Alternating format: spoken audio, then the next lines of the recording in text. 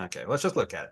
Isaiah 58 verses, well, first we're going to read verses 13 and 14. If you turn away your foot from the Sabbath, from doing your pleasure on my holy day, and call the Sabbath a delight, the holy day of the Lord honorable, and shall honor him, not doing your own ways, not finding your own pleasure, nor speaking of your own words, then you shall delight yourself in the Lord, and I will cause you to ride on the hills of the earth and feed you with the heritage of Jacob your father. The mouth of the Lord has spoken.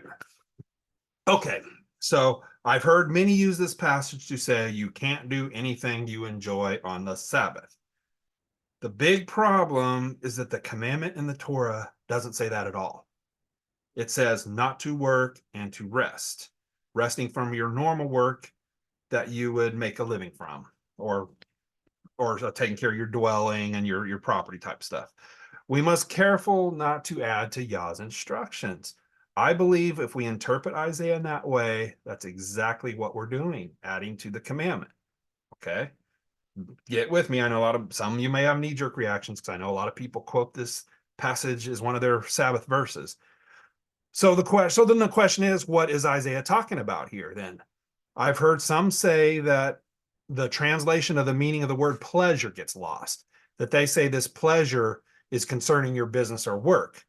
And, I'm not going to argue that. That might be the case.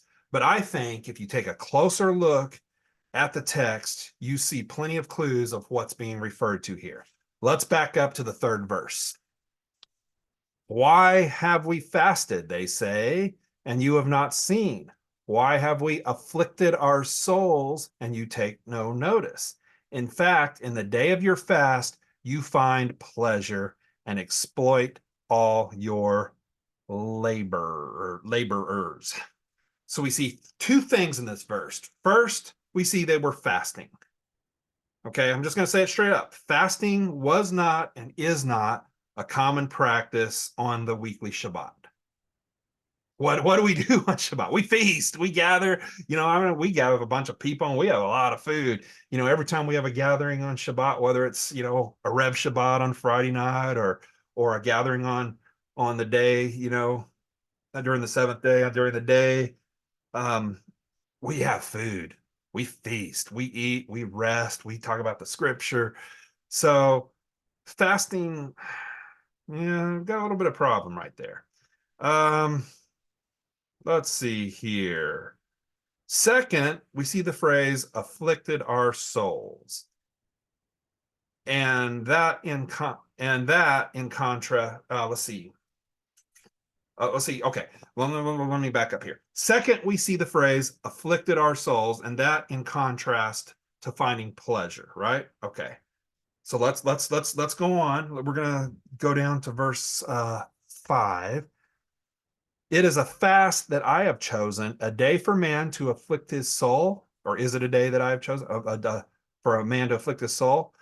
Is it to bow down his head like a bulrush and to spread out sackcloth and ashes? Would you call this a fast and an acceptable day to the Lord? Okay, so what do we see? Afflicting your soul, sackcloth and ashes. This does not sound like anything like the Sabbath we've read about in Torah. So what is it then? There's phrases here that people should catch and see. But if you don't, here we go. Leviticus 23. And the Lord spoke to Moses, saying, also in the 10th day of the 7th month shall be the day of atonement. It shall be a holy convocation to you. You shall what? Afflict your souls. And offer an offering made by fire to the Lord. You should no work on that same day, for it is the day of atonement to make atonement to you before the Lord your God. For any person who is not afflicted in soul on that day shall be cut off from his people. And any person who does any work on that same day, that person I will destroy from among his people. You shall do no manner of work. It shall be a statute forever throughout all your generations and all your dwellings. It shall be to you a Sabbath of solemn rest, and you shall afflict your souls.